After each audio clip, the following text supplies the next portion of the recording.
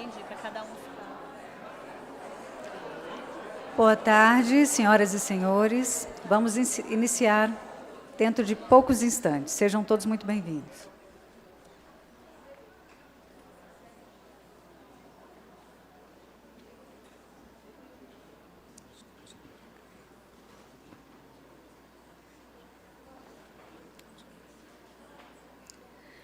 Senhoras e senhores, boa tarde. Ladies and gentlemen, good afternoon.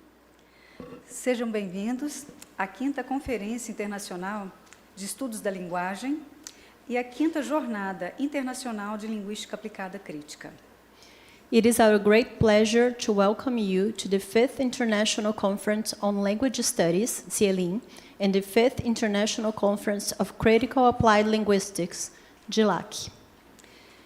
É com imensa alegria e profundo senso de responsabilidade que damos início a esse evento organizado pelo Grupo de Estudos Críticos e Avançados em Linguagens, o GECAL, sediado aqui na Universidade de Brasília. It is with immense joy, profound sense of responsibility that we officially open this event, organized by the Group for Critical and Advanced Studies in Languages, GECAL, based at the University of Brasilia. Essa conferência internacional que reúne pesquisadores, docentes e estudantes para discutir temas contemporâneos em estudos da linguagem e linguística aplicada crítica. This international conference brings together scholars, educators, researchers, and students from Brazil and around the world to engage in dialogue on contemporary issues on language studies and critical applied linguistics. Reunimos hoje professores, pesquisadores e estudantes para refletir sobre os desafios e avanços da linguística aplicada crítica em um mundo em transformação. Tema este que traduz com precisão o momento histórico no qual nos encontramos de mudanças aceleradas. As tecnologias digitais, a inteligência artificial, os fluxos migratórios, as desigualdades sociais, as crises ambientais, as disputas por direitos e os novos modos de produzir conhecimento têm transformado profundamente as formas como nos comunicamos, aprendemos, ensinamos e construímos sentido. Today, we gather to reflect on the theme, Challenges and Advances in Critical Applied Linguistics in a Changing World. This theme captures the historical moment in which we live, a time of rapid and profound transformation. Digital technologies, artificial intelligence, migration, social inequalities, environmental crisis, struggles for rights, and new ways of producing knowledge have profoundly reshaped how we communicate, learn, teach, and construct meaning. Nesse cenário, o CIELIN GILAC assume um papel relevante ao debater a linguagem não apenas como objeto de estudo, mas como prática social, política, histórica e cultural, nos convidando a questionar as relações de poder que atravessam os discursos, a valorizar a diversidade linguística e cultural e a promover a inclusão e a defender uma educação comprometida com a justiça social e com a formação cidadã. Within this context, CIELIN GILAC plays a significant role by approaching language not merely as an object of study, but as a social, political, historical, and cultural practice. It invites us to question the power relations embedded in discourse, to value linguistic and cultural diversity, to promote inclusion, and to advocate for an education committed to social justice and democratic citizenship.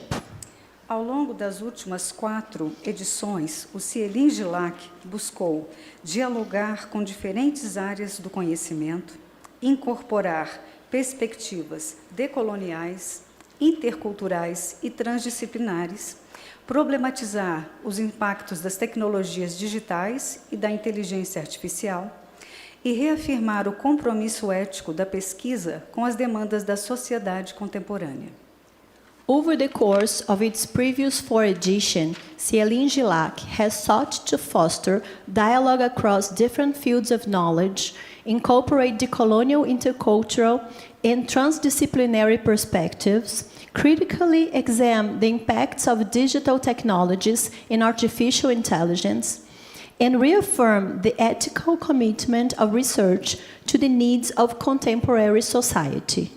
O Cieline Gilac 2026 representa um espaço de diálogo, de escuta, de construção coletiva e de fortalecimento das redes acadêmicas nacionais e internacionais. É um convite para que diferentes perspectivas se encontrem, conversem e produzam novos caminhos para compreender o desafio do nosso tempo. The 2026 edition of Cieline Gilac represents a space for dialogue, attentive listening, collective knowledge construction, and the strengthening of both national and international academic networks. It is an invitation for diverse perspectives to meet, engage in meaningful dialogue, and collaboratively develop new ways of understanding the challenges of our time. Que os próximos dias, então, sejam marcados pelo intercâmbio de conhecimentos, pela valorização da diversidade de vozes, pelo respeito às diferenças e pela certeza de que a ciência, quando construída de forma colaborativa e comprometida com a sociedade, possui um enorme potencial transformador. A Universidade de Brasília sente-se honrada em receber cada um de vocês e reafirma o seu compromisso com a educação pública, democrática, inclusiva e socialmente referenciada, capaz de contribuir para a construção de uma sociedade mais justa e plural.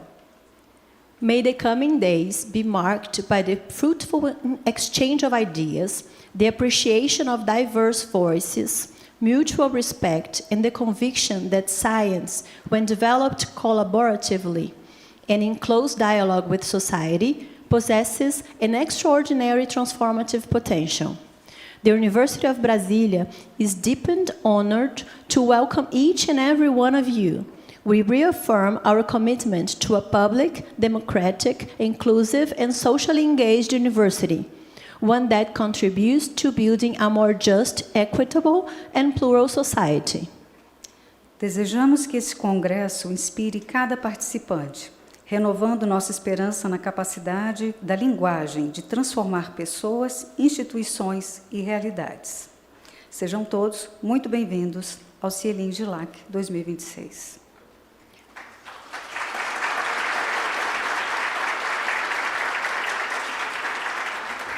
May this conference inspire every participant to renew our shared beliefs in the transformative power of language to change individuals, institutions, and societies. Once again, welcome to Cieline Gilac 2026.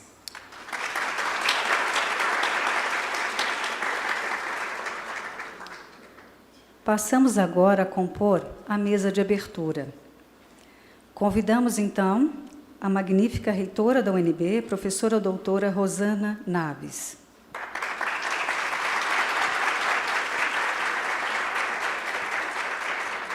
To compose the opening panel, we are honored to invite Professor Rosana Naves, Dean of the University of Brasília. Convidamos também o ilustríssimo professor Dr. Cesário Alvim, diretor do Instituto de Letras e representando o curso de pós-graduação em Linguística.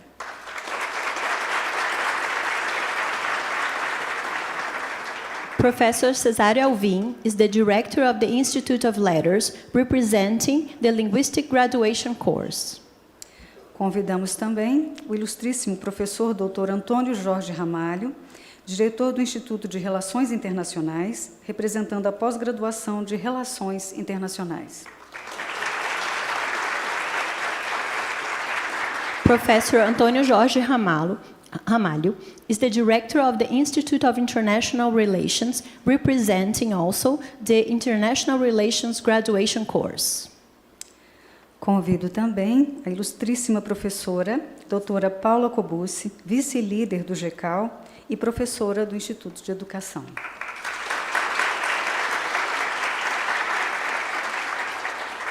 Professor Paulo Cobucci is the Vice Leader of GECAL and Professor at the School of Education. E, finalmente, convidamos o ilustríssimo professor doutor Kleber Aparecido da Silva, líder do GECAL e professor do Instituto de Relações Internacionais.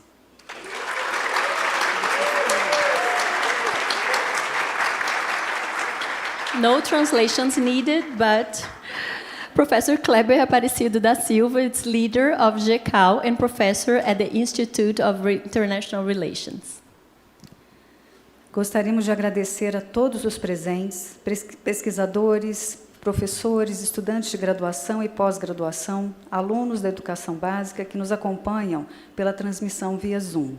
Informamos que a sequência do evento, a nossa conferência de abertura com o professor Alastair Pennycook, se dará via YouTube, pelo canal do GECAL, conforme o link já enviado ao e-mail dos participantes. We would also like to extend our sincere appreciation to everyone joining us today, faculty members, researchers, undergraduate and graduate students, as well as basic education students who are accompanying this event through our Zoom broadcast. We would like to inform all participants that the opening keynote address to be delivered by Professor Alastair Pennycook will be streamed live on GECAL official YouTube channel through the link previously sent to all registered participants by email. Convidamos agora todos os presentes a se colocar em posição para ouvir o hino nacional. May we kindly invite everyone to present the performance of the Brazilian national anthem.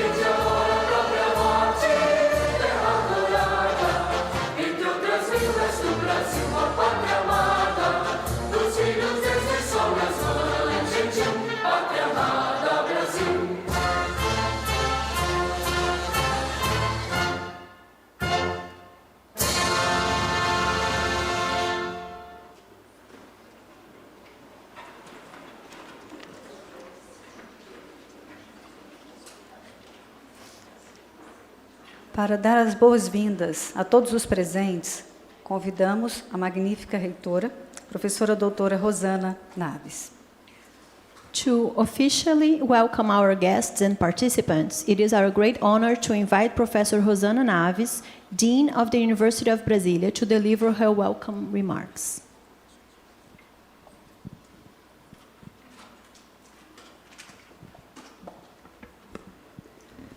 Muito boa tarde a todos e todas. Quero dizer que é uma alegria estar aqui nesse período em que a universidade está de recesso, mas se sente muito congraçada, não é, com a presença de tantos e tantas pesquisadores, pesquisadoras de diferentes áreas do conhecimento. Nós estamos com 3 eventos grandes simultâneos nessa semana. Um que foi aberto ontem sobre restauração ecológica, este evento agora na área da linguística aplicada à crítica, e hoje à tarde, enfim, já está em andamento, mas à noite teremos a abertura também do Congresso Brasileiro de Pesquisadores Negros. Por isso eu pedi para falar rapidamente de início, infelizmente não vou poder ouvir os colegas, mas não podia deixar de comparecer à abertura desse evento, que é um evento organizado pelos meus colegas, professor Kleber, professora Paula, linguistas como eu, né, colegas de unidade. Então, quero aqui me congratular, né, todos vocês que saíram das suas cidades, que estão contribuindo para brilhantar esse evento. Quero cumprimentar também meus colegas de gestão, professor Cesário, professor Antônio Jorge, né, diretor do Instituto de Letras, meu chefe, né, e o professor Antônio Jorge, do Instituto de Relações Internacionais. Também aqui os colegas do Instituto de Letras, os pós-graduandos, mestrandos, né, todos os que têm contribuições e certamente usufruirão desses dias de atividades no campo da linguística, né? I would like also to welcome Professor Penny Cook, our invited and honored researcher in this event. Thank you for coming. I hope the audience enjoy your conference. Thank you very much. Preciso dizer que, como sempre, os congressos, né, organizados pelo grupo de estudos em linguística aplicada à crítica, têm trazido temáticas de grande relevância para a nossa contemporaneidade, né? A gente viu na apresentação inicial que foi feita do evento, né, o quanto temáticas que estão realmente na ordem do dia, né, quer sejam as tecnologias digitais, em particular a inteligência artificial, mas também questões de linguagem, como os debates que têm sido colocados sobre a desinformação, né, ou as falsas informações, assim como atividades que se relacionam com os estudos da linguagem, temáticas em diversos campos, né, que passam, seja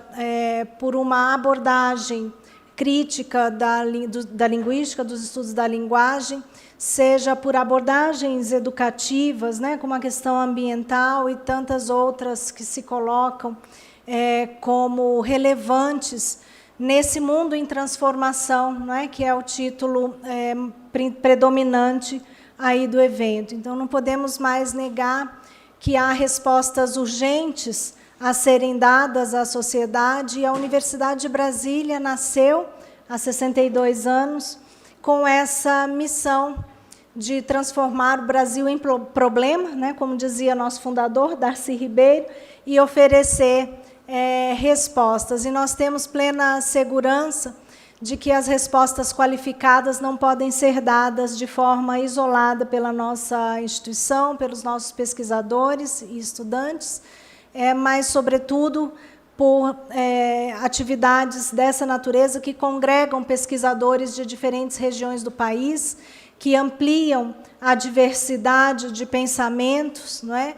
Que discutem temas de diferentes perspectivas, sejam perspectivas teóricas, no campo das línguas ou das relações internacionais, mas também de diferentes perspectivas regionais, não é? Num momento em que a ampliação das fronteiras nacionais, no sentido da consolidação das nossas relações em termos de Mercosul ou de Sul Global, são tão relevantes para a defesa da nossa soberania nacional. E, sem dúvida nenhuma, que essa defesa se faz pelo avanço do conhecimento científico, não é? Que nos possibilitará desenvolver nossas próprias tecnologias, seja no campo das humanidades, seja em outros campos do conhecimento. Portanto, é o que eu desejo para esse evento hoje, que a gente possa intensificar as nossas redes de colaboração nos grupos de pesquisa, as nossas redes de colaboração interinstitucionais também, para que possamos avançar e cada vez mais buscar a justiça social e a preservação do nosso meio ambiente, né? E acredito que com isso a gente vai contribuir fortemente para uma sociedade mais justa, mais igual, em que a diversidade prevaleça, né, e que a gente possa conviver com a pluralidade de pensamentos que nos constitui como universidades e como sociedade. Então, sucesso ao evento, né, que seja muito profícuo e que todos possam voltar para suas instituições em segurança, mas, sobretudo, alimentados por essas trocas acadêmicas que são sempre tão importantes. Obrigada, parabéns.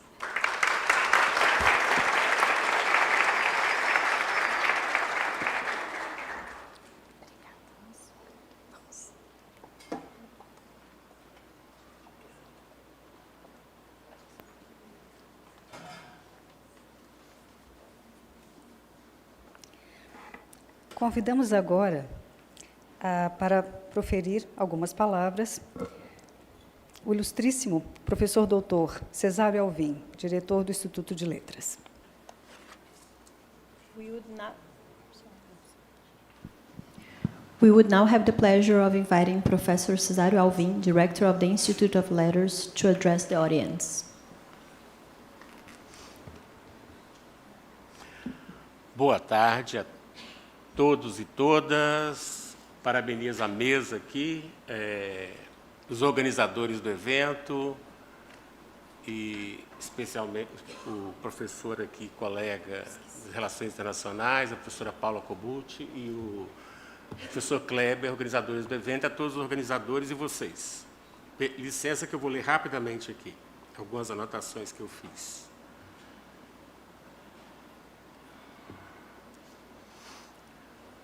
Ao examinarmos a página de apresentação dos eventos, os dois eventos, né, o GILAC e o CELIM, encontramos seus pilares centrais, e que ele se propõe a ser, diz, uma plataforma internacional para discutir formação de professores de línguas, educação internacional, linguagem, agência, avaliação linguística, tecnologias educacionais e justiça social em contextos multilingües e multiculturais, tendo como foco central o Sul Global.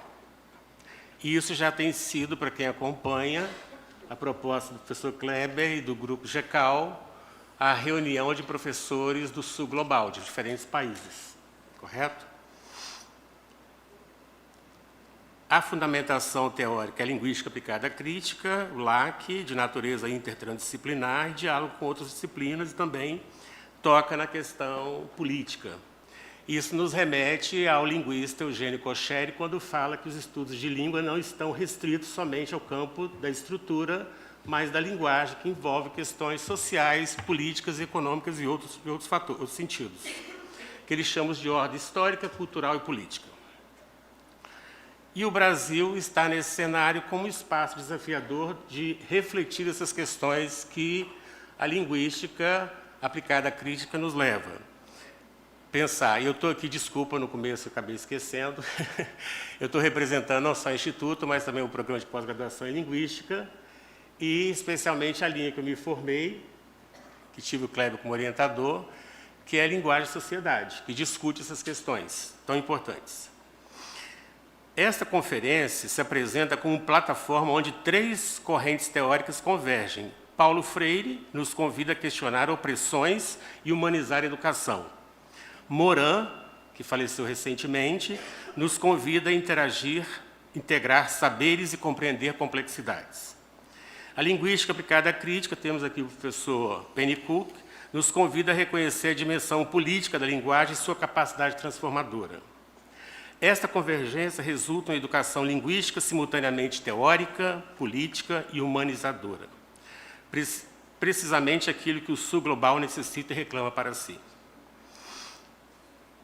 Eu peço licença rapidamente para ler que isso aqui é texto meu. Eu trabalho numa disciplina chamada Multilinguismo no Ciberespaço, e a gente trabalha as questões das comunidades e a questão da tecnologia, o homem frente à técnica e tecnologia. O evento também aborda a tecnologia como dimensão central da educação contemporânea. Para isso, é essencial distinguir entre técnica, procedimentos e métodos, e tecnologia, conhecimento científico, sistemático que fundamenta a técnica. Benjamin discutiu a reprodutibilidade técnica e sua relação com a arte e a cultura. Ao reproduzir a arte através do cinema, não apenas alcançamos múltiplas gerações, mas também atravessamos culturas e territórios. Tal como Benjamin, André Lemos e Milton Santos reconhecem que a técnica cria uma segunda natureza. Ela moldura nossas relações com o mundo. Crucialmente, Habermas nos lembra que a técnica e a ferramenta não são neutras. Ambas incidem no trabalho humano e nas práticas sociais. Sem o humano não há tecnologia. E sem uma reflexão crítica sobre as tecnologias, não há práticas pedagógicas verdadeiramente transformadoras. Assim, tecnologias educacionais devem servir à humanização, não à mecanização. Repetir conteúdo de modo mecânico é um desrespeito a si e ao outro. Nenhum ser humano é uma máquina. A vida é complexa. A vida é complexa porque envolve múltiplos fatores entrelaçados. Contudo, essa complexidade não nos paralisa. É necessário saber se mover entre os fatos, compreendendo suas conexões sem sermos meramente pragmáticos. Precisamos de pausas mentais, físicas, emocionais, que nos permitam planejar o trabalho e o lazer e a pesquisa com intencionalidade. E acredito que essa é a proposta desse evento. A pausa. Ver os dois lados de cada questão, saber equilibrar produção e descanso, ação e reflexão, eis a verdadeira educação que nos permitirá construir futuros mais equitativos. Sem isso, estaremos fadados ao fracasso. A quinta Gilac e o quinta Cielim representam, portanto, uma educação que é simultaneamente teórica, política e humanizadora. Exatamente o que o Sul global necessita para construir futuros verdadeiramente equitativos e inclusivos. Felizes eventos para todos, todas, e em nome do Instituto e do Departamento de Linguística, eu agradeço o convite.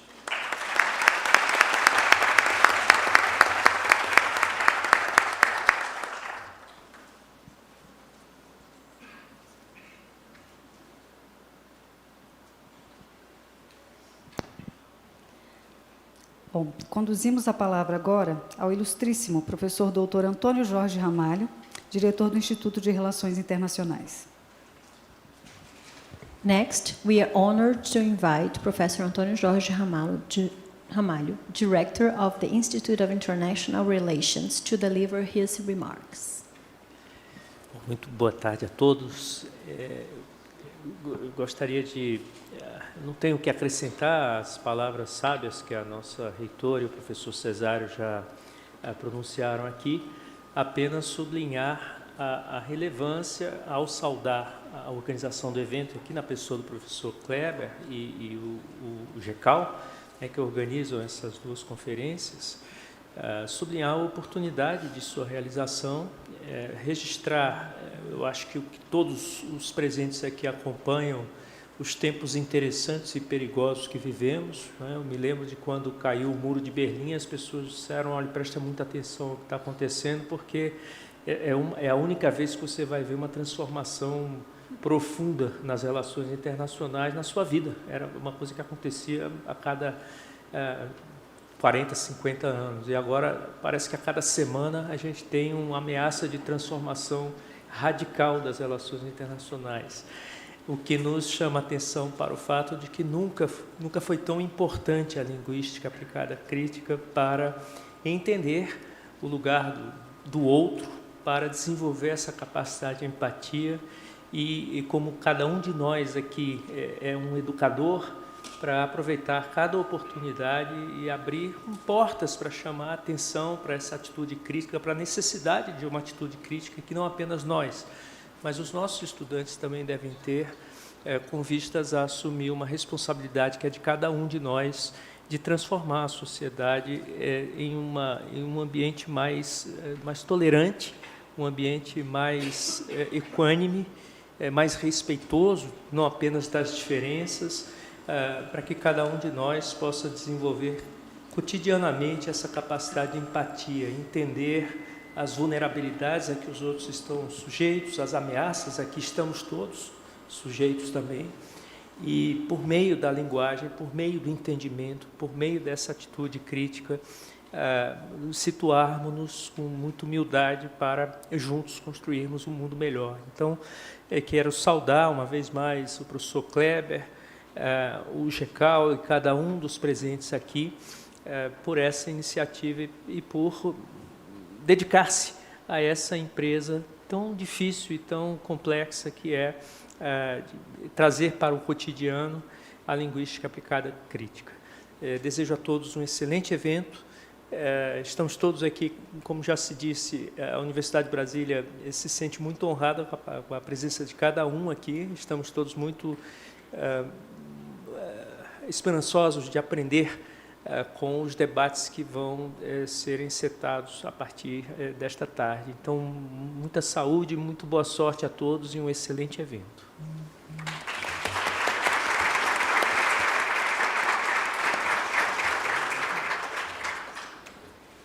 Conduzimos agora a palavra a professora doutora Paula Cobucci, vice-líder do GECAL e professora do Instituto de Educação da UNB. We Eu now gostaria have de... I'm sorry. Sorry. We now have the great pleasure of inviting Professor Paula Cobucci, Vice Leader of GECAL, to address the audience. Obrigada. Desculpe-me pela pressa. É uma pressa em ouvir o nosso convidado mais do que especial. Eu gostaria de começar dizendo que nenhuma transformação social acontece sem a linguagem. E nenhuma linguagem transforma o mundo se não transformar antes a forma como nos relacionamos uns com os outros. Boa tarde a todas, a todos. Good afternoon, buenas tardes. É com muita alegria que eu participo desta mesa de abertura da nossa 5ª Jornada Internacional de Linguística Aplicada Crítica e 5ª Conferência Internacional de Estudos da Linguagem. Eu cumprimento todas as autoridades que nos honram com as suas presenças. Foi uma grande alegria chegar aqui e ver a nossa reitora, porque a gente também compreende a importância do nosso evento para a autoridade máxima da nossa Universidade de Brasília. Também as pesquisadoras, os pesquisadores convidados, os colegas docentes, estudantes, participantes que vieram de diferentes regiões do Brasil e do exterior, diversas partes do mundo, para compartilhar conosco estes dias de diálogo e de construção coletiva. Eu falo em nome do Grupo de Estudos Críticos e Avançados em Linguagens, também da Faculdade de Educação da Universidade de Brasília e do Programa de Pós-Graduação em Educação da Universidade de Brasília. Há uma palavra que, para mim, traduz verdadeiramente o nosso evento, que é encontro. Nós vivemos um tempo em que a tecnologia aproxima, mas, ao mesmo tempo, pode também distanciar, em que circulam cada vez mais informações, mas nem sempre cresce a capacidade de diálogo, em que somos constantemente convidados a falar, mas nem sempre escutar. Por isso, reunir pessoas de diferentes países, línguas, culturas, experiências e perspectivas para pensar criticamente a linguagem é, antes de tudo, um ato de esperança. Porque a linguagem não é apenas um objeto de estudo. A linguagem é aquilo por meio do qual nós construímos relações, nós produzimos conhecimentos, nós negociamos sentidos, nós enfrentamos desigualdades e imaginamos futuros possíveis. Ao observar a programação destes 3 dias, nós podemos perceber que ela dialoga diretamente com alguns dos temas que são grandes desafios: educação linguística crítica, formação de professores, translinguagem, inteligência artificial, políticas linguísticas, internacionalização e os desafios do Sul Global. Esses temas nos lembram que pesquisar a linguagem é, sobretudo, pesquisar o ser humano, pesquisar o que nós temos de mais precioso. É compreender como nós construímos identidades, como produzimos significados, como damos voz às diferenças, experiências e como a educação pode contribuir para uma sociedade mais democrática, mais ética e mais justa. É um motivo de grande satisfação para todos nós que estamos aqui dialogar com vocês, que também acreditaram neste evento e que vieram para também dialogar. Então, eu gostaria de destacar ainda a dimensão internacional deste encontro. Nós recebemos aqui pesquisadoras e pesquisadores da Austrália, da África do Sul, do Chile, dos Estados Unidos, do Canadá e de diversas instituições brasileiras. Essa pluralidade não amplia apenas as nossas redes acadêmicas, ela amplia também a nossa forma de compreender o mundo e fortalece o compromisso da universidade com a cooperação internacional. Eu espero que estes 3 dias sejam muito mais do que uma excelente programação científica, que sejam dias de conversas que continuem nos corredores, nos intervalos, nos cafés, nas futuras pesquisas, nas futuras publicações e nas amizades acadêmicas que certamente nascerão deste encontro. Eu gostaria aqui de registrar especialmente o meu reconhecimento ao professor Kleber Aparecido da Silva, esse bravo companheiro, corajoso,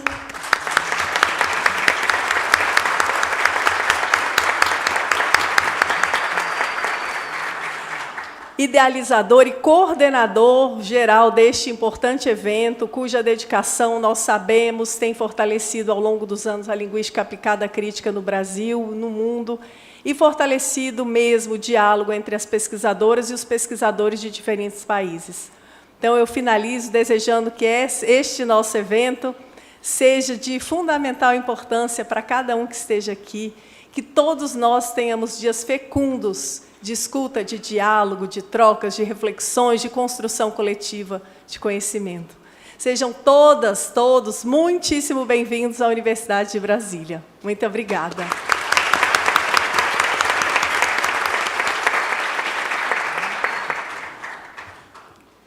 Convidamos agora o ilustríssimo professor Dr. Kleber Aparecido da Silva, líder do GECAL e organizador deste evento, para dar as boas-vindas a todos os participantes. Boa tarde, boa noite, bom dia. Sejam muito bem-vindos à Universidade de Brasília. É um prazer recebê-los na nossa casa. Considero a Universidade de Brasília como extensão da sua casa.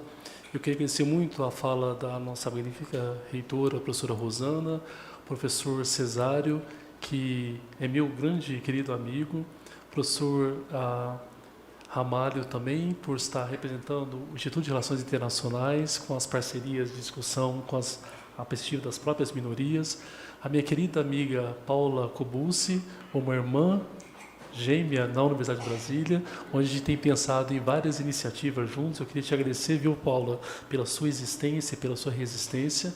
Eu queria saudar também, de uma forma muito carinhosa, Bruna Barbosa, Silvia Pena, Simone Maranhão e a minha querida amiga Tamara Rosa, que esse grupo tem tornado justamente as nossas iniciativas em momentos fecundos para nós pensarmos em iniciativas. Então, eu queria destacar para vocês que eu existo porque vocês existem. A existência de vocês me faz ter uma vontade de continuar a viver. Então, eu queria externar minha gratidão a vocês.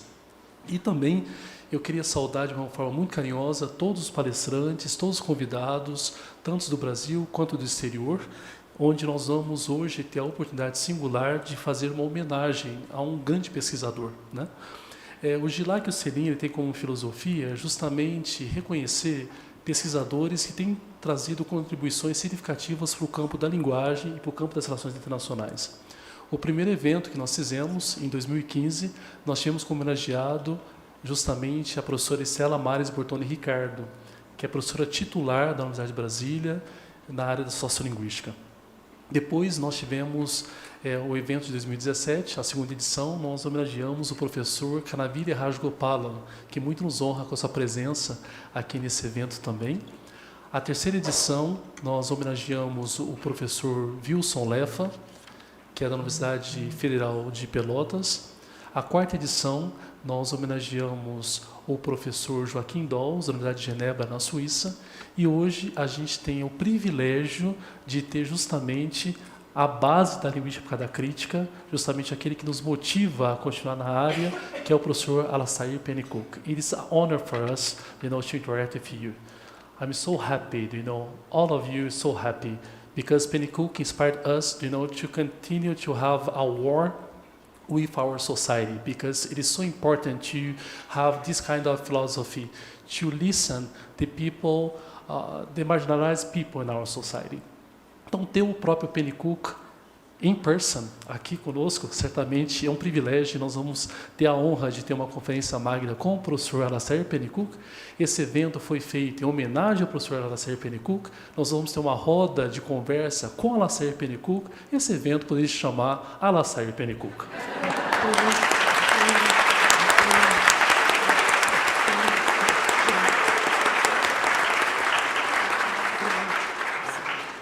Então, mais uma vez, eu queria agradecer muito a presença, agradecer todo o suporte que nós vamos ter, os intérpretes de Libras, que vai tornar esse evento acessível, e também você que está nos acompanhando agora via YouTube. Nós temos mais de 350 pessoas acompanhando agora online. Sejam muito bem-vindos e bem-vindas virtualmente a essa universidade. E eu queria só finalizar rapidamente agora, quando a Paulinha falou sobre encontro, eu me lembrei muito justamente o Nego Bispo, quando ele fala que a gente tem que se envolver. Então, o nosso evento aqui é justamente o nosso ponto de encontro de envolvimento, para a gente pensar em iniciativas, em parcerias, em projetos, para que a gente possa fortalecer a nossa própria área. E agradecer também aos monitores que vão nos auxiliar nesse evento. Então, sejam muito bem-vindos, sintam-se abraçados de uma forma muito carinhosa por mim, depois eu vou abraçar vocês fisicamente, mas considere, por favor, a Universidade de Brasília como extensão da sua universidade, como extensão da sua casa. Esse evento só existe por causa da sua presença, que muito nos honra. Muito obrigado.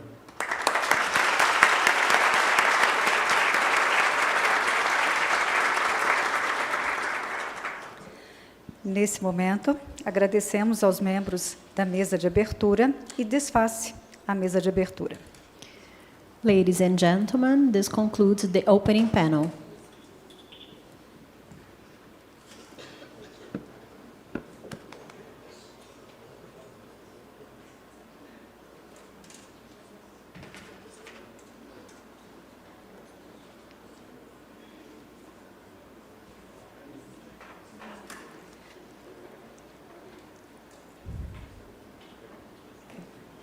Gostaríamos agora de convidar o professor Kleber Silva e a professora Clarissa Jordão, da Universidade Federal do Paraná, que mediarão a conferência de abertura.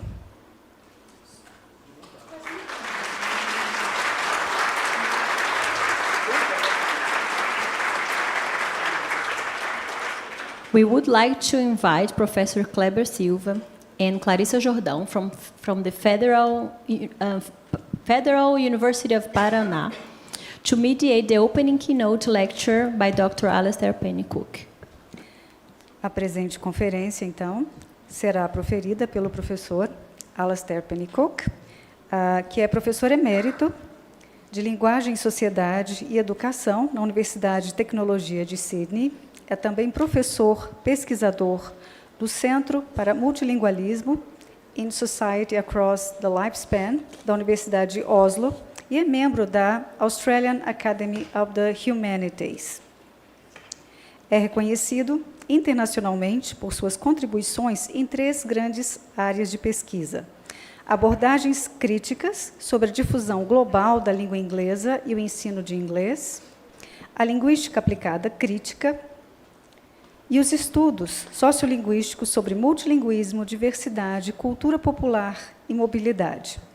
Entre os seus livros mais recentes, eu gostaria de destacar, em coautoria com Sinfrey McConney, que é o Innovations and Challenges in Applied Linguistics from the Global South, e publicado pela Routledge, e Language, Water, Power, publicado pela Cambridge University Press. Professor Alistair Pennycook is Emeritus Professor of Language, Society and Education at the University of Technology, Sydney. He also serves as a research professor at the Centre for Multilingualism in Society Across the Lifespan, University of Oslo, and is a fellow at the Australian Academy of Humanities. Professor Pennycook is internationally recognized for his pioneering contributions to 3 major areas of scholarship.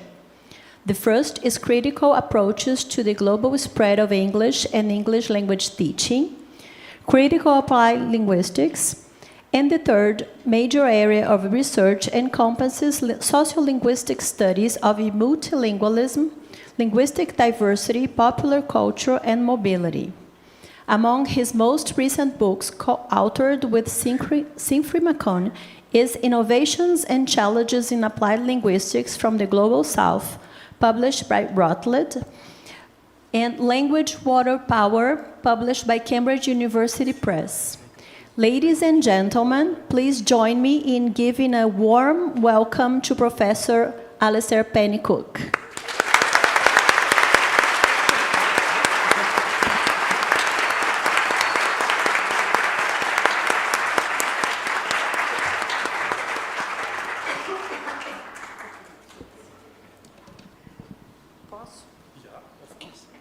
Eu vou ser o mais breve possível.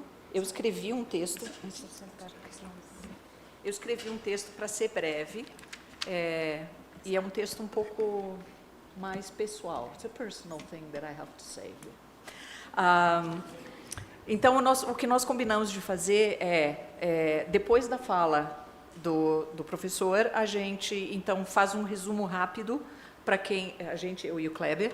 Um resumo rápido em português, com algumas coisas principais, e a gente espera que tenha tempo também para perguntas. Se não tiver, não se preocupem, porque nós temos na quinta-feira a roda de conversa, e aí a gente pode trazer essas questões na roda de conversa, tá? Mas eu vou ser, assim, very brief as I can. Antes de tudo, obrigada ao GECAL pela oportunidade de estar aqui nessa mesa e apresentar a minha visão e contar um pouquinho para vocês da minha convivência com o professor Alistair. Eu vou ler, tá? Para ser rapidinho. Assim. E também porque, senão, depois de uma certa idade, a gente começa a se emocionar mais e mais, né? Então, se eu não ler, eu vou me perder completamente. Então, eu vou ler aqui. Okay, I'm going to read the text because I get too emotional. Okay, so one thing that makes this task really easy is that Alistair Pennycook hardly needs an introduction, right? He's well known here. His most recent publications demonstrate both continuity and an important shift in his thinking, in my opinion. While he became internationally known for his work on critical applied linguistics, language as a local practice, metrolingualism, and translingual practices, his recent scholarship increasingly engages with post-humanism, new materialism, and the ontologies of language. His chapter, Waterscape Epistemologies, Waves of Knowing and Translanguaging as Wet Ontology, co-authored with Sinfri Makoni in the Handbook of Translanguaging, and his recent book, Language, Water, and Power, both published this year, exemplify the originality and intellectual depth that have long characterized his scholarship. These works extend his sustained engagement with critical and decolonial perspectives by advancing innovative conceptualizations of language, knowledge, and materiality, while once again demonstrating his remarkable capacity to rethink established paradigms through imaginative thinking. This week, we have the privilege of celebrating not only a scholar of international distinction, but also a mentor whose work and presence have profoundly shaped the lives of many. For those of us who have had the honor of being supervised by Professor Alastair Pennycook, this is a moment of deep gratitude. Throughout his career, Professor Pennycook has taught us that language is never just language. It's history, power, identity, mobility, movement, and the possibility of agency, human and post-human. He has shown us that languages do not exist as fixed, bounded entities, but are constantly resignified through movement, contact, and interaction. His work has encouraged us to see language as social practice, to recognize the fluidity of translingual practices, and to understand that meaning is created not within rigid linguistic boundaries, but through the rich, complex ways beings communicate across and beyond them. With his restless intellect, you see, I haven't saved on adjectives. With his restless intellect and unwavering commitment to criticality, Professor Pennycook has never allowed us to accept the world as it is, simply because it appears natural. Instead, he has challenged us to ask difficult questions, such as whose knowledge counts, whose voices are heard, what political and historical forces shape our understandings of language, education, and culture. Through his scholarship, criticality has become not merely a theoretical position, but an ethical stance, a continuous practice of questioning assumptions, confronting inequalities, and imagining more just possibilities. His work has also transformed how we understand power and the politics of language. He has taught us that every linguistic choice carries histories, ideologies, and relations of power, and that language education can never be separated from broader questions of justice, identity, colonialism, and social change. His writings have inspired us to see applied linguistics not simply as a field of study, but as a space for engagement, responsibility, and transformation. As a supervisor, he has combined extraordinary intellectual rigor with remarkable generosity. Here are the adjectives again. But I mean them. He has encouraged us to find our own voices rather than reproduce his, which would already be good, wouldn't it? But anyway, to embrace uncertainty as an essential part of research and to pursue questions that do matter. In every conversation, every thoughtful comment, and every generous act of guidance, he has conveyed trust, respect, and the belief that knowledge is not transmitted from expert to student, but created collaboratively through dialogue. Thank you also for that, dear Alastair. To many, Alastair Pennycook is one of the defining voices of critical applied linguistics. To us, he is much more than that. He is the mentor who demonstrated that scholarship and humility can coexist, that curiosity is a lifelong commitment, and that the most meaningful academic work is inseparable from creativity, empathy, openness, and courage. Courage I have summarizing his work in his presence. Dear Alastair, your influence extends far beyond the pages of your books and articles. It lives on in the classrooms we strive to transform, in the research we pursue, in the students we mentor, and in the questions we continue to ask. Every time we challenge established assumptions, embrace the creativity of translingual communication, recognize the mobility of language, or seek more equitable ways of understanding the world, your ideas continue to accompany us. I'm sure I speak on behalf of your former doctoral students, of your readers all over the world, and of everyone in applied linguistics in Brazil, when I express our deepest admiration and our heartfelt gratitude. Thank you for believing in us, for broadening our horizons, and for showing us that critical scholarship is ultimately an act of imagination, responsibility, and hope. Welcome. It is a true privilege and a great honor to have you with us this week. Thank you.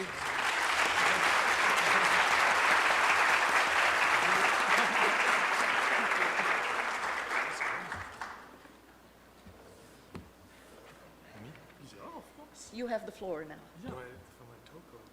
Yeah. He goes for his talk. Yes, finally. You decided the place that you want? Yeah.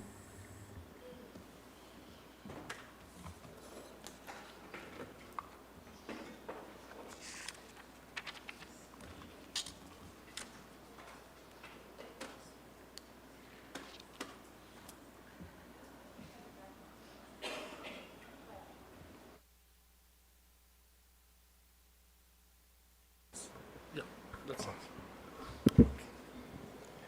Okay, thank you so much for that. All those introductions.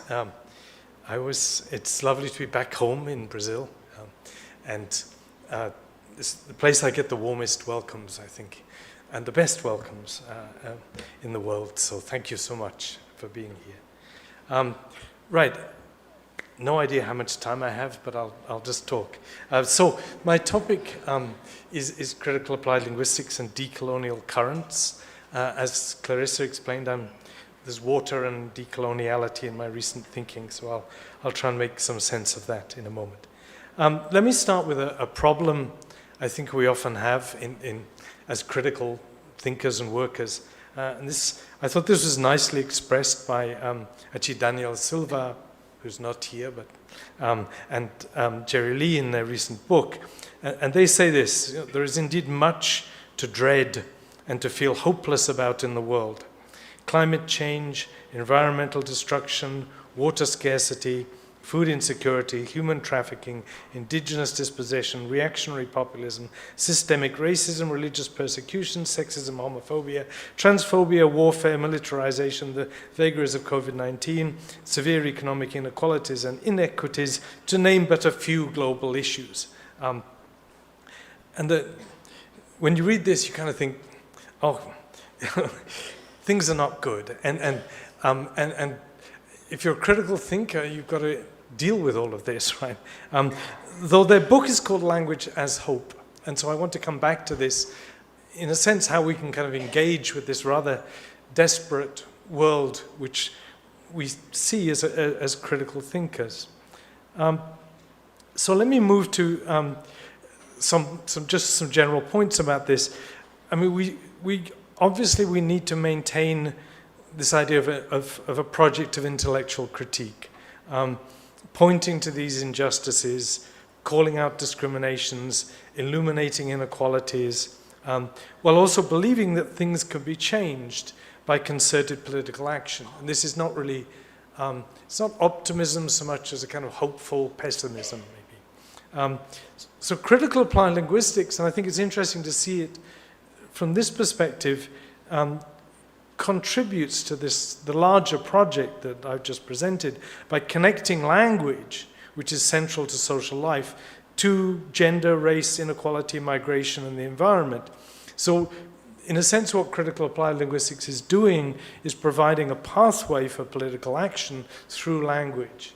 And that's, in a sense, a different way to think about critical applied linguistics, not as trying to add the critical to applied linguistics, per se. We sit between the larger critical projects, but because of our interest around language, we can start to provide some of those pathways for change. And when we look at some of the contemporary problems, apart from the long list we've already seen, so the election of autocratic regimes, the rise of racist discourse, undermining of expertise, and the sharing of disinformation, particularly through social media, these are clearly failures of education and communication. It's not all our responsibility as educators and communicators, but these are failures that have brought this about. And these are precisely concerns for critical applied linguistics. And we can't duck these issues exactly of our contemporary world. So those are just some brief opening remarks. I want to move next to here's a brief overview of what I want to talk about. I want to start first with 3 brief stories and moments from Martinique, La Martinique in the Caribbean, and I'll explain why I'm going there in a minute. From that, I want to draw some decolonial lessons and talk a bit about decoloniality and some of the problems I'm having with what's going on with decolonial thinking. I'll relate that to English and what's sometimes called the decolonial turn more broadly in relation to English. And then I want to move on to talk about entanglements and assemblages and how we relate language to the material world. I want to get right at the end of my talk to what I've called rethinking historical materialism, and I hope I'll get to explain what I mean by that by the end of my talk. And to talk very briefly, and we've heard some of those terms already in the many introductions here, to talk a bit about respect and hope and relational resources. So that's what I want to try and get through. Let me move then to Martinique. And this is the town you see up here on the right of the screen. Your left. This is a small town called Casse-Pilote on the, now I'm getting confused, the west coast of Martinique. This is where my partner Dominique, who is up there, this is where Dominique's grandfather was born. And so we were visiting her family and sort of exploring some of what's going on around Casse-Pilote. It's a small fishing town, but this is where Dominique's grandfather is from. And we were looking also in the church you see there in the graveyard, looking for gravestones from the family. And here you see, actually in the middle there, this is a gravestone for Madame, she's taken the husband's name, so Madame Pierre Monaville, who died in 18th of May, 1871. This is Dominique's great-great-grandmother. So the grandmother of her grandfather who was born there. This woman was born a slave. She was an enslaved woman. And as one reason why there's no birth date, but we've got her the date of her death. Now,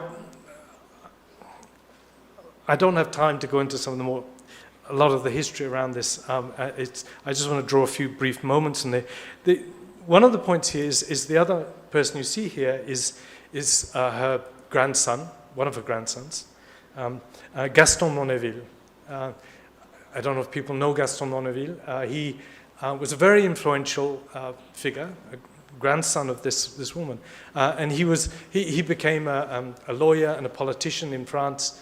And he rose to become the deputy of the Senate, which is the second most influential position in the French political system, second only to the president. So when President de Gaulle was president, Gaston Monaville, this woman's grandson, was the head of the president of the Senate. And through the 1950s and 60s, that was a very influential man. And one of the things that always puzzles me when I was looking at this is, one question is, how does this happen? I mean, from the grandson of a woman born as a slave, he becomes president of the French Senate. And I don't have an answer to that. It's apart from kind of thinking this woman must have had some remarkable powers and knowledge to enable that. I'm going to talk, so one of our other grandsons then is also Dominique's grandfather, so cousin of Gaston Monaville, if you're following me. So he became a pharmacist and a colonel in the French army and so on. So there's something very interesting. I mean, in between so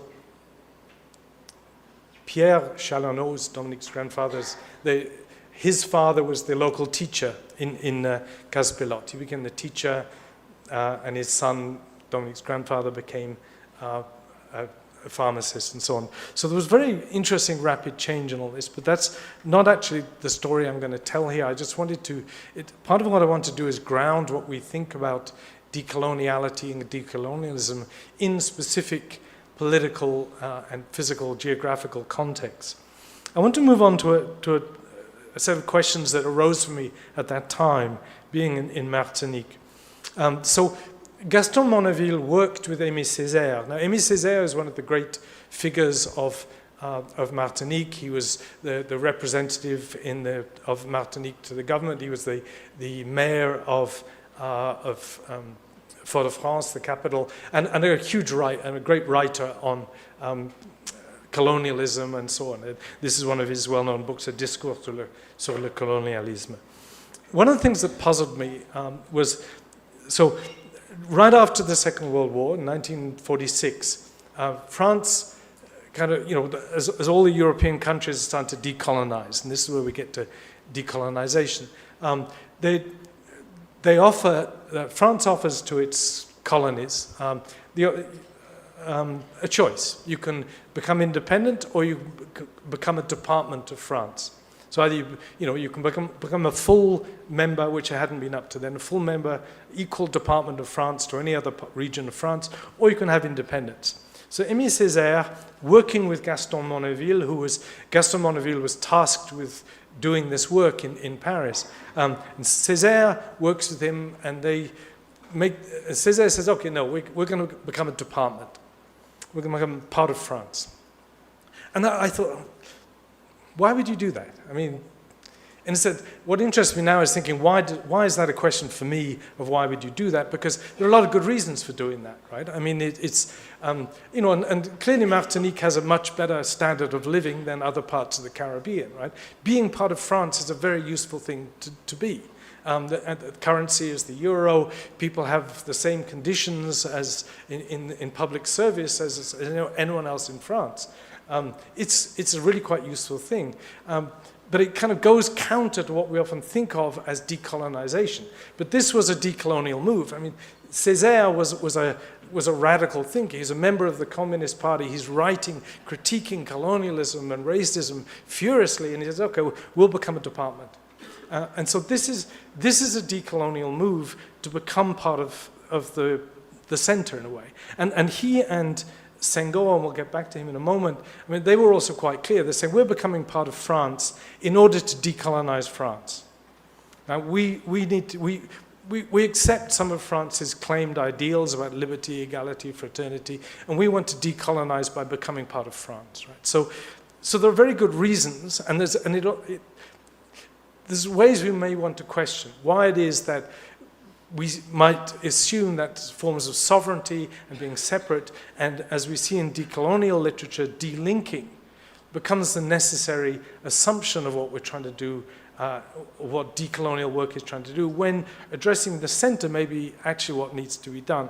So that question has sort of I've been trying to think it through and thinking, why would he do this? Because it hasn't worked great. He was also disappointed with the outcome and said, actually, maybe it wasn't the greatest thing, but that's what was done. And it's interesting to go back and ask ourselves why. The other question I started asking about Césaire was to do with negritude. Césaire is certainly seen as, and I'll come back to that in a moment, as one of the great inventors, creators of this idea of negritude, so blackness. And it's been much critiqued as seen, it's too essentialist. It's sometimes seen as romantic, as sort of saying, okay, all black people share these common feelings, and also it's seen as, okay, this is really invented or taken up in the 30s and written about in the 40s and 50s. And I sort of became interested in what's happened to negritude. And what's also interesting is it has been taken up again. We're seeing kind of, in the wake of Black Lives Matter, we saw various people saying, actually, Black Lives Matter and negritude kind of fit quite well together. And there's a number of writers like Diagne and Thiam from, people are also interested with Senegalese background, taking up negritude again, saying, yeah, actually, this is a really useful historical and political movement. So I want to hold that thought and come back to it. My second story from Martinique has to do with, I don't know if you remember during the Paris Olympics 2 years ago, 2024, and there was a lot of stuff on the Seine River, and one of the moments there were 10 gold statues emerged from the Seine, 10 statues of great French women. There were the sort of obvious ones, Simone de Beauvoir, author of the Deuxième Sexe, the Second Sex, Simone Weil, the great lawyer and activist. One of the lesser known ones was Paulette Nardal, also from La Martinique. And Paulette Nardal, she was the oldest of 7 sisters. A number of them graduated from the Sorbonne. Certainly she was one of the first, and her sister Jane, the first 2 black women to graduate with degrees from the Sorbonne. And they ran a salon, they call it a Clamart, Salon de Clamart. Clamart is a suburb on the outskirts of Paris. And they ran this salon. And Césaire went there, and Senghor went there, plus some of the African-American writers from what's called the Harlem Renaissance, who her sister Jane was also translating. She'd done a degree in English. She was translating Hugh Mackay, Langston Hughes, writers from the 30s from New York, what's called the Harlem Renaissance. So this Salon de Clamart, it's been kind of argued now, was really the source of negritude. It was this, they created the environment for this to happen, and they started writing about the conscience noire, the sort of black consciousness. So it was these women running this, these women from La Martinique running this salon in Paris when they were there. She moved back to Martinique not long after.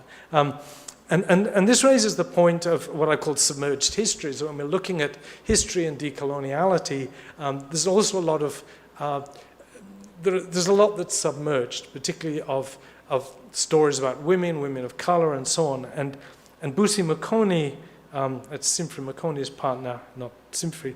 Busi Makoni makes this point about black women in academic work and how much their invisibility often is shaped by intersections of gender and race. Thank you. Thank you, my friend.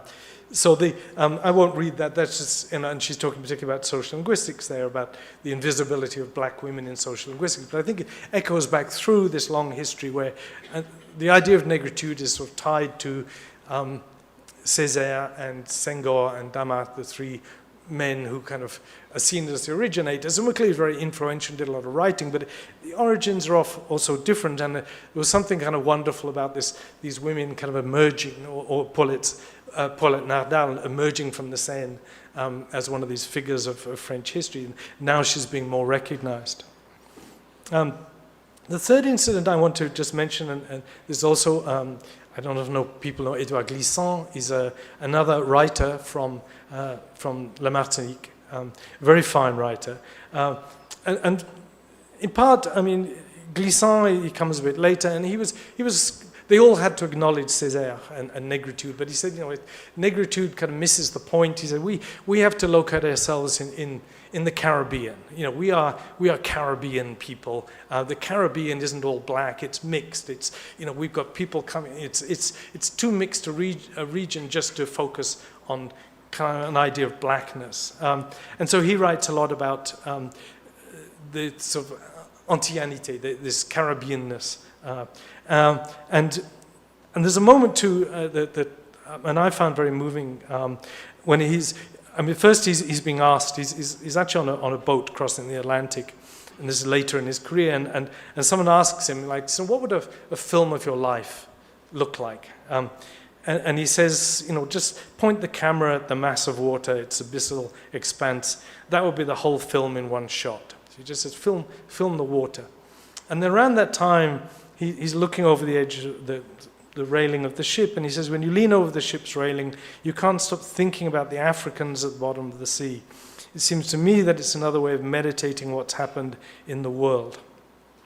And this is part of my interest in water and thinking how, as Walcott, the Nobel Prize-winning poet from the Caribbean, says, water is history. And I'm interested in these relations of water and so on.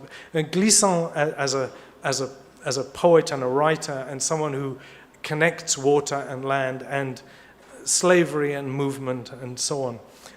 So Glissant insists on Caribbeanness, Antillanité, Créolité.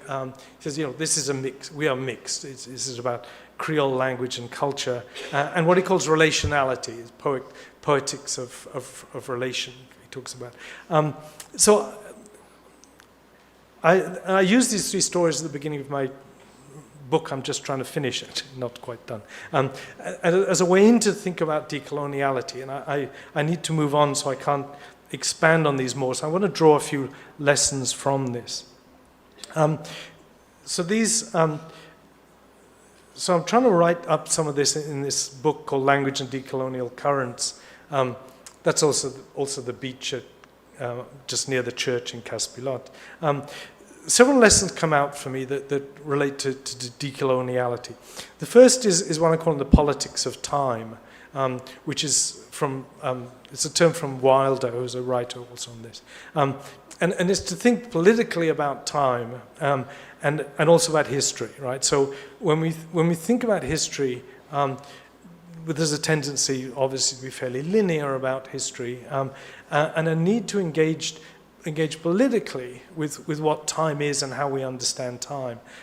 Because one of the things that came out to me when I think about negritude and créolité and so on is, particularly from an academic point of view, we often see these as succeeding paradigms, that we've got negritude, then we've got another, and that was to essentialists, and then we moved to a more hybrid model and so on. It started occurring to me, and as I saw negritude being taken up again by more recent scholars, we need to keep all these things together at the same time.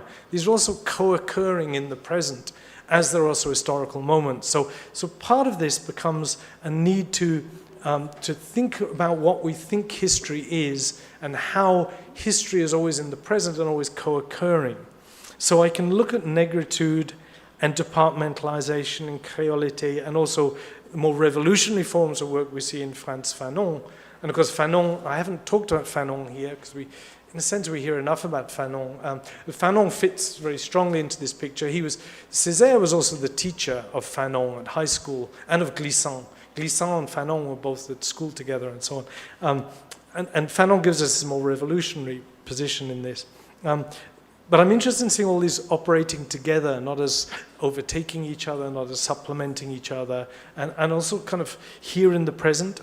I'm interested in those submerged histories, right? Well, what are we missing in the history and of, particularly people like Paulette Nardal? That links then to material struggles. Another point here is, particularly with Aimé Césaire, right? He's a great writer, a great critique of colonialism. He also becomes a politician, right? His major work is political activity, and he says, okay, we're going to decide to become a department. This is how the country is going to operate. He goes right in and does stuff politically. And these are material struggles for a better life for people, right? This is not kind of, a nice essay. This is how we actually can change the lives of the people in these islands.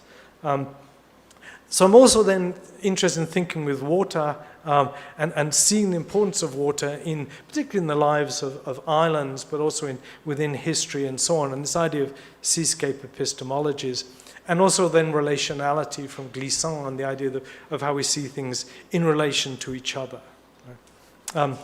Those are some of the decolonial lessons I'm trying to draw from this picture of Martinique. So I want to move now to talk a bit about some of the problems I see with contemporary work with decoloniality.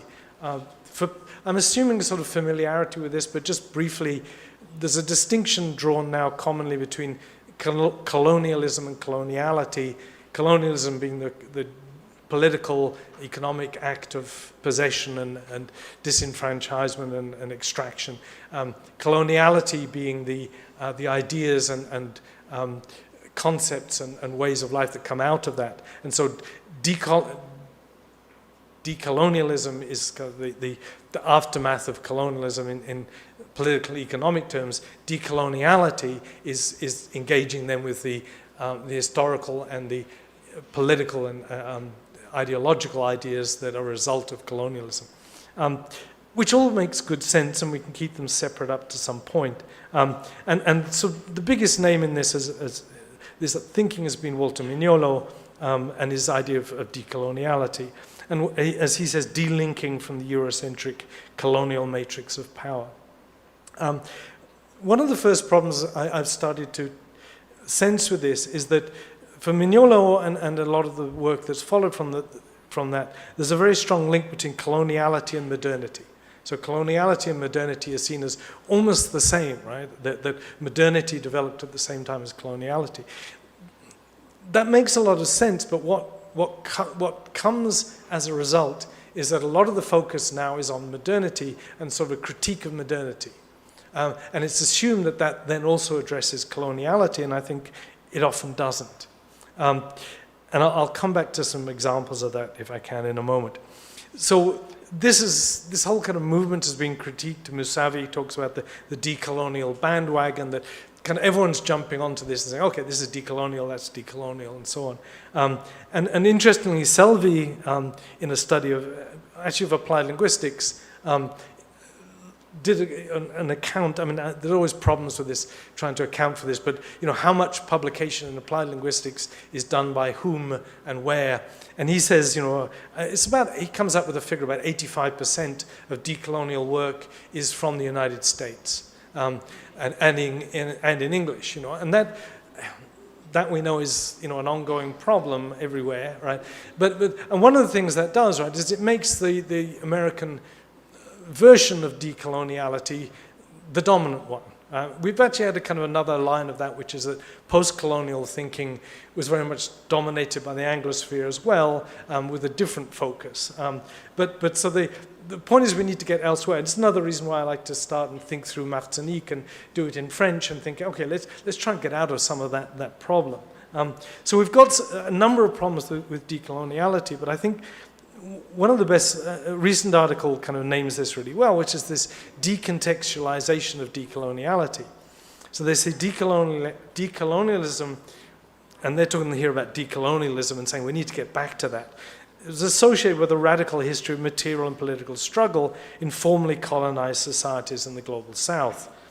The regular and sanitized manifestations of decoloniality in academic discourse have become distant from sites of history and struggle and more concerned with epistemic questions at the expense of the material, right? And this is always a problem with academic work, and we do the kind of, we deal with epistemologies, but they're pointing out, we need to go back, and I think this is very important. It's why I'm also going back to decolonialism and Martinique and other places. So, we need to look back at these contexts of political struggle and not only focus on what we think is now kind of the result of that as a product of modernity.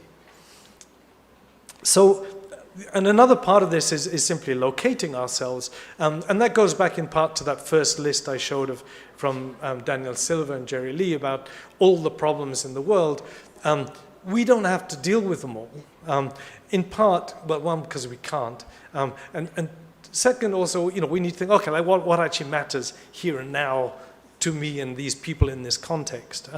So we need to understand the particularity of struggle. And the historical and geopolitical locality, and what's sometimes called the locus of enunciation, like where are we and what are we actually needing to deal with. We need to engage with different colonial and decolonial histories and presents, and that's another problem with the decolonial. Once it gets decontextualized and abstracted, we're not dealing with the different histories of colonialism, which are very different in Brazil, different in Martinique. Once you've got plantation colonialism is very different from what we've seen in India with trade colonialism and settler colonialism, which you get kind of both in Brazil and North America. And so it's if we start to decontextualize decoloniality from these contexts, we're losing the importance of understanding the decolonial struggle and its origins, I think. We also need to one problem is we get tied solely to the present, right? We kind of think, okay, this is the present, and we've been critiquing for a long time things like neoliberalism and saying, neoliberalism, and I'm happy to keep critiquing neoliberalism, but we're maybe moving on from that, and we need to kind of make sure we don't get stuck in the present as we do our work. And we need to be aware of our own political positions. I mean, I was thinking about some of the work, I'll come to that in a moment, right, which is calling itself decolonial. I think, okay, it's really kind of trying to promote a form of liberal democracy. And, liberal democracy is fine, but it's not the only route towards change for everyone, or for a lot of us, actually. But it's a sort of an underlying assumption that liberal democracy is a preferred object in the world by a lot of scholars who are kind of liberal and democratic, and that seems like a good thing. But if that's our goal, it needs to be stated explicitly and open for discussion about that's actually where we want to go. And I also want to raise then this point of pluriversal temporalities and realities, and I'll do that now. So, as I was also saying about time and history, one of the things I've been trying to grapple with, and I realize there's an awful lot of ideas behind all this, and I'm trying to present them cleanly, but it's a bit difficult. One of the points about time is this, that colonial capitalism introduced an understanding of time as abstract. It's abstract, linear, and universal. Right? So time moves in this way, and it's something you can have time, save time, and this is a product of colonial capitalism. And it's seen as an independent concept that controls the activities of humans. Right? We have to act according to how time, which is a separate dimension, operates. So time in this way, and then it becomes commodified, right, and linked to capitalism. This has been called by Charles Mills, he calls it white time, and Mafosa and Makama talk about colonial time, and how this needs to be rethought in terms of what they call decolonial temporalities. Or Tiam talks about pluriversal readings of world histories. So it's a way to kind of think, yes, we need to get out of our way of thinking about time and history in order to rethink where we are in the present and how important that history is to us. And so Mignolo, who is a great critique of modernity, and he contrasts modernity with non-modernity, and says, well, indigenous people are non-modern. So you've got modernity and non-modernity. And I think that's really problematic, and I'm not the only one who's critiqued that, because what it disavows is the possibility of indigenous modernity. It says, no, indigenous modernity is maybe not the same as capitalist modernity, but it's also a form of modernity for indigenous people who are engaging with a number of the same issues. And so there's a problem of kind of having modernity and non-modernity. I think the better option is this idea of pluriversal readings of history that are opposed, as Tiam says, to the universalization of the provincial European self that ignores the diversality and constantly changing nature of our histories. Right? So they see history as changing and open to reinterpretation. I know that's a whole lot to... You can go home and think about that one, and Kleber's going to translate it in a moment. But I want to offer this as important ways of trying to rethink how we do time and history. So let me move to English briefly. English always gets in our way. So English and the decolonial turn. Now, there's an awful lot of work now saying, okay, we need to decolonize English, and this is part of this decolonial turn. And I've had a lot of problems with this for a number of reasons. One is there's a very simple reading often of history, again, and an assumption that English was simply promoted by British colonialism. I mean, it's very obvious that the dominance of English in the world is very much a part of British colonialism and then American power, and this is kind of where we're at today with this dominance of English. But to read it simply, because also the denial of English was also part of colonial rule, right? And we see the same we saw the same in South Africa with apartheid, in the sense like, you can have your languages and we'll keep English and Afrikaans separate. So we need to look in more complex ways about kind of what English is. And if we simply say, well, to oppose English is decolonial, I think, okay, so why is it? I mean, okay, we can read part of that history. We know English is here because of a colonial history, but to oppose English as a decolonial move is simple, or simplistic, I think I can say, at best. And it ignores also the need for access to English and a number of other issues. Other ways forward are things like supporting Englishes, so we have world Englishes. Let's look at a whole variety of different Englishes. You know, these are all diverse Englishes, so that's seen as a decolonial move. I have quite a few problems with that because I think it doesn't address the bigger colonial and post-colonial problems. You can also diversify English, particularly things like English as a lingua franca, and I'll come to a few more critiques of this in a moment. We can promote multilingualism, or translanguaging. And these are all good things, right? But are they decolonial? Or why are they decolonial? How are they decolonial? And do they do enough work, in a sense, to be decolonial?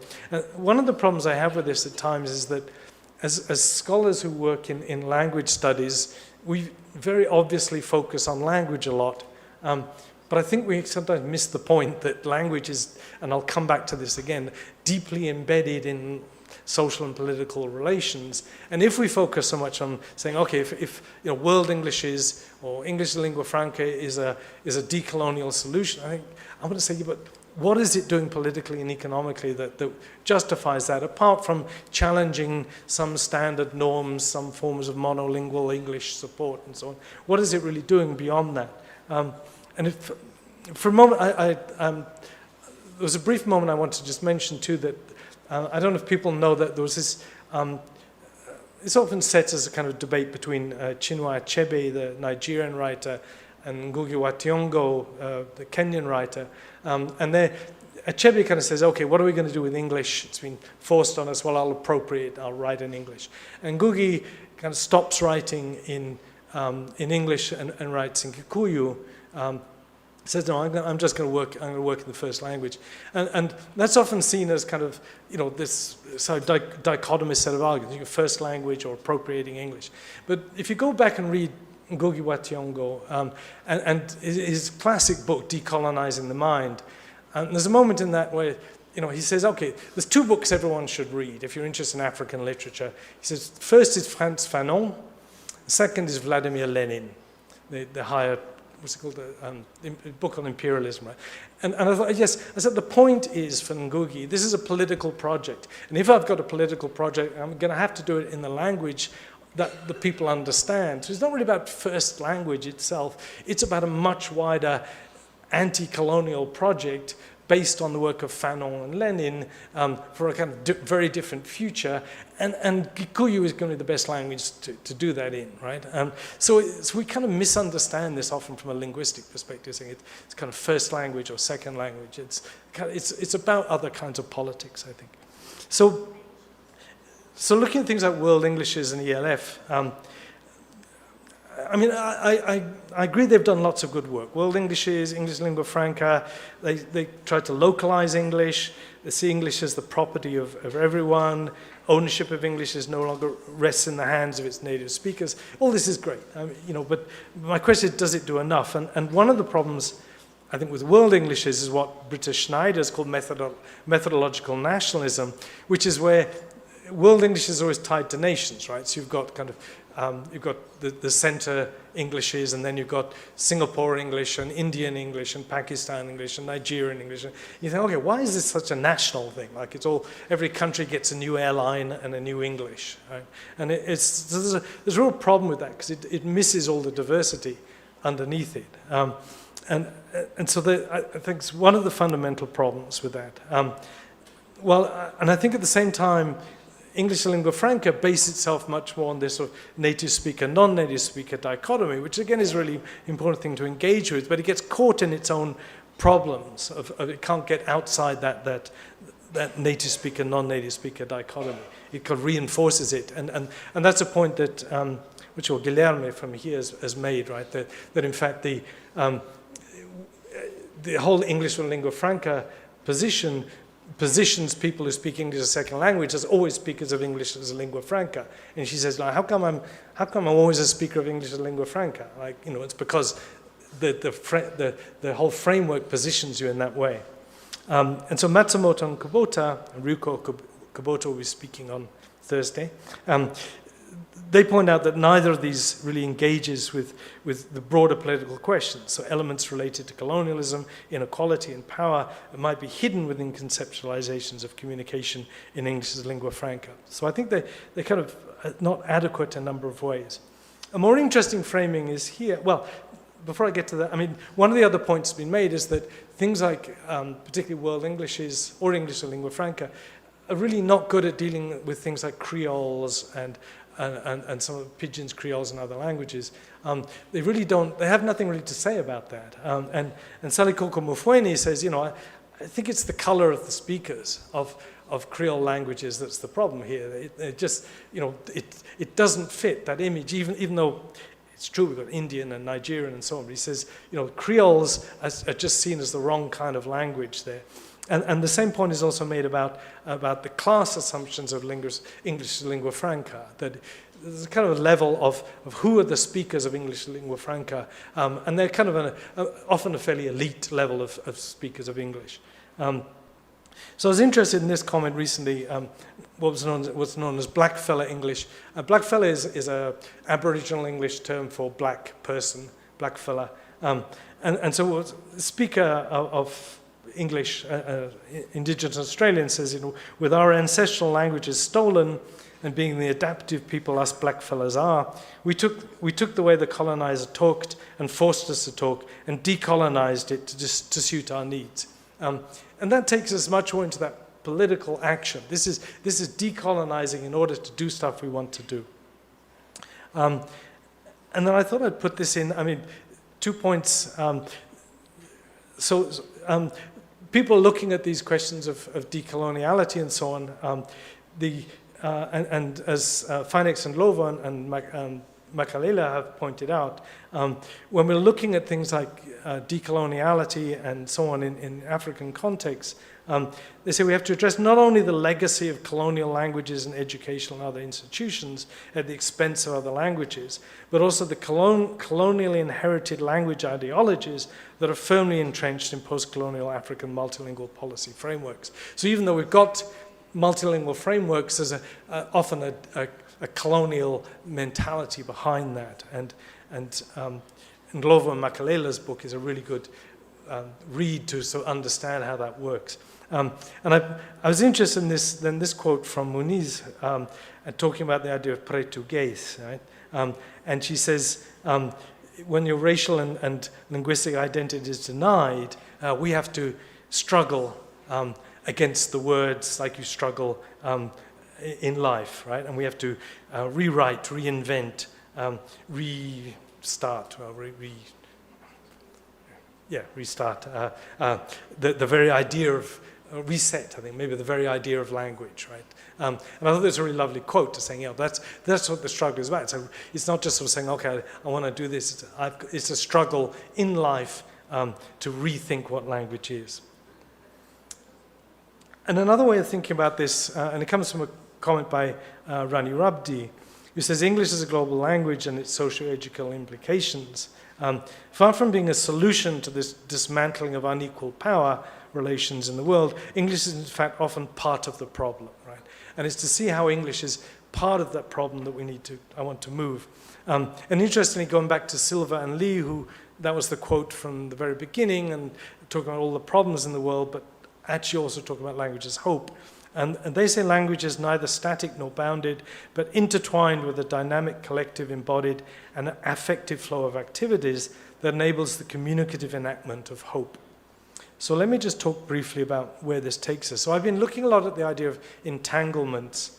There are actually multiple origins, and I try not to give single origins to anything, but some of this idea of entanglement comes from quantum physics, right? And in fact, in German, Schrödinger's term is Verschränkung, but he actually translated himself Verschränkung as entanglement.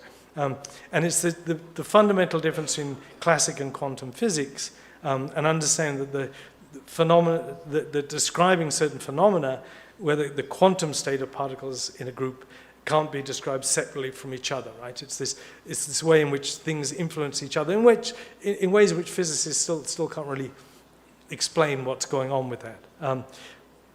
And that idea gained a lot of traction in a broader humanities and social sciences field through the work of Karen Barad and her idea of I mean, I always thought this was a great title, Meeting the Universe Halfway, right? How we are involved in the world, and this idea of mutual entanglements, right? And she talks about intra-action rather than inter-action. And so the entanglement of matter and meaning. So entanglement has become a useful way for me of thinking about things and then taking back to language, so that one of the implications is that is rather than assuming that English or whatever refers to the same thing in each case and then correlates with social, political, economic process. So you think, okay, English and development or English and something.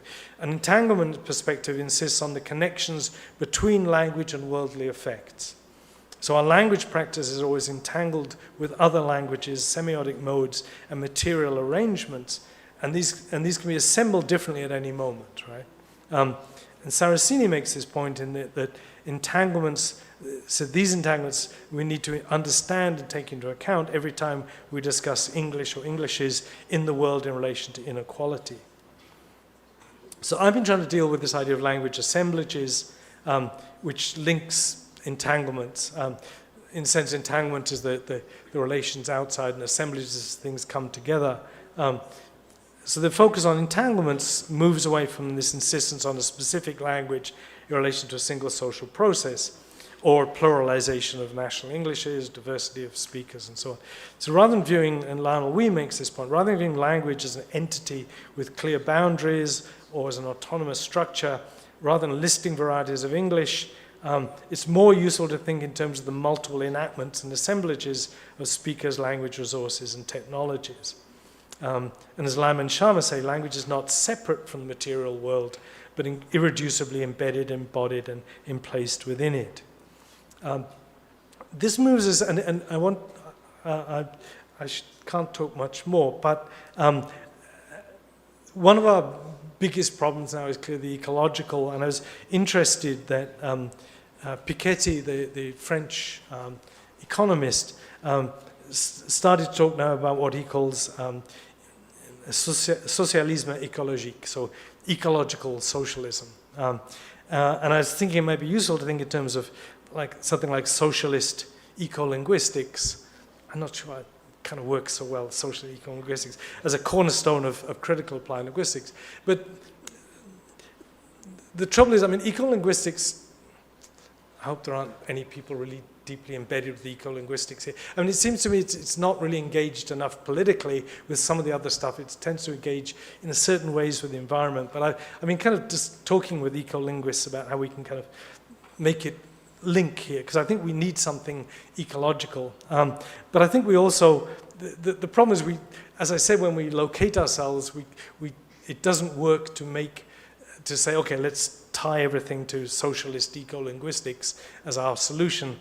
And as Nancy Fraser points out, she says, if we're looking at some form of socialism, we can, yes, I'll skip the things by Mattei, and we can talk later about the fundamental incompatibility about democracy and capitalism. But as Fraser says, we need an analysis of ecological damage, inequality that incorporates environmental degradation, the expropriation of ideas, land, and goods, which sees we need a decolonial anti-racist position, and the unpaid and invisibility and reproductive labor of women. So we need feminists as part of that. So we can't tie ourselves to some kind of ecological socialism without all that always being part of it. And so just concluding here, I said that I wanted to link historical materialism. As you can see, I've been doing a lot of thinking about history and doing a lot of thinking about materialism. And I thought it's kind of a historical materialism, though all of you who've read your Marx will know that historical materialism has a whole lot of baggage, a very useful baggage from another tradition. But to me, I started to think it's useful. And so I'm saying as a step in reinvigorating historical materialism, So we don't presuppose the universal and inevitable march of social dynamics. I mean, that idea of colonial time, in a way, or white time. We don't see that as a determinant, as determined by socioeconomic relations, right? So we work more with that idea of pluriversal readings of history and of time, right? So a Southern-informed pluriversal reading of history becomes the historical part of materialism, so not the kind of unitary, universal line of history, but a much more complex one based on pluriversal readings of the South, and then a focus on social inequality and materiality linked to the kind of entanglements I've been trying to draw on, so we can see how pluriversal readings of history and entangled relations become a way of thinking about historical materialism. And I know that's a whole bunch to kind of try and work through, but take it home and think about it. I haven't got much further than that myself. So just to conclude, respect, hope, and relational resources. I'm reading various kind of interesting pieces. I was interested that Hamid says, if our use of English is reflective of our linguistic repertoires and life circumstances, and he's talking here about English as a language of the global South. And as Senator Dovchin says, if English language teaching is based on an ethic of respect and responsiveness, teaching that honors local knowledge systems and encourages mobile, adaptive, and relational approaches to English language teaching, and if language is understood, as Sylvan Lee said, as a resource for hope, and they're the people who had the long list of problems at the right beginning, language as a resource for hope, then English language teaching and critical applied linguistics can find a useful place in this world. So to conclude, if critical applied linguistics can move beyond some of the liberal concerns about diversity, world Englishes, opposing standardization, these things I think are very tied to liberalism, liberal democracy. If we can move beyond that and grasp a new form of historical materialism, where time is part of a Southern pluriversal reading of the world, and entangled material relations encompass language, ecology, and inequality, then we can engage politically with the ways language practices are embedded in worldly environments. And there's some references. We can make these available if people want them. I put most of them on the other slides. And I'll conclude on that moment. Thank you very much. Thank you for listening.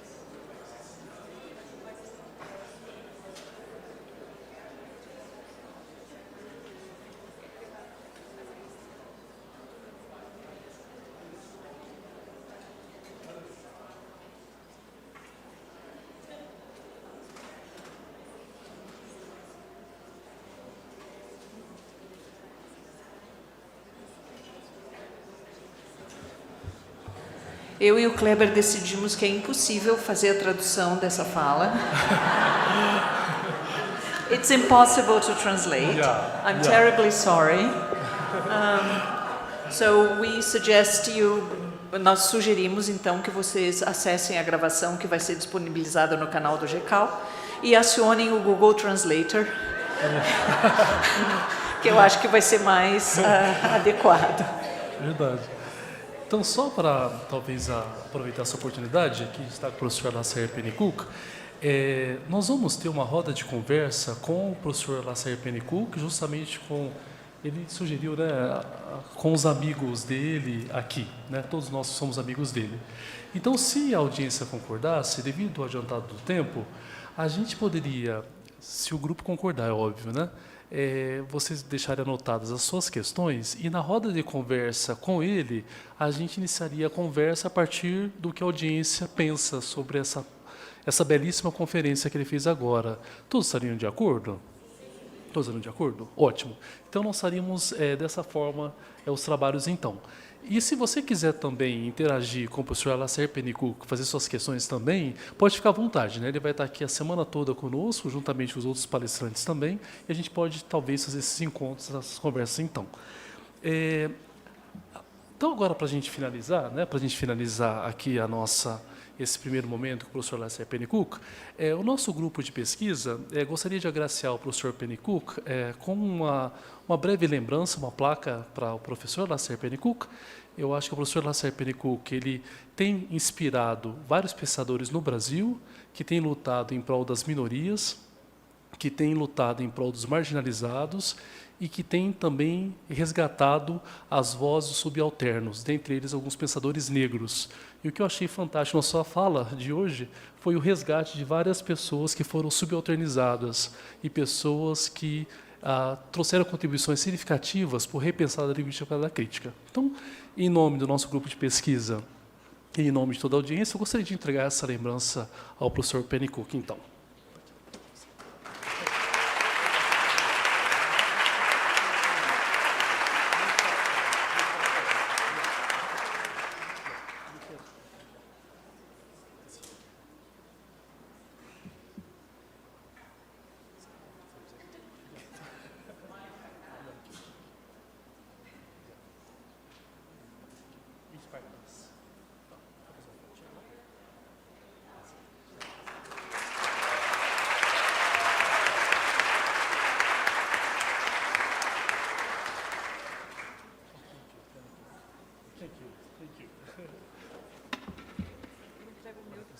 I have something on a personal level as well. Personal.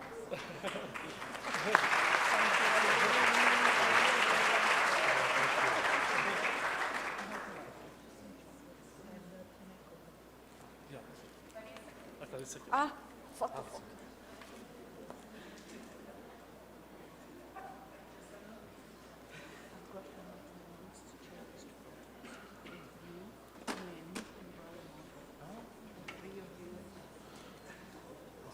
No, don't worry.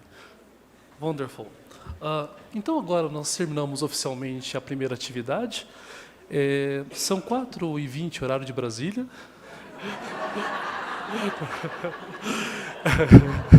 Então, nós vamos ter...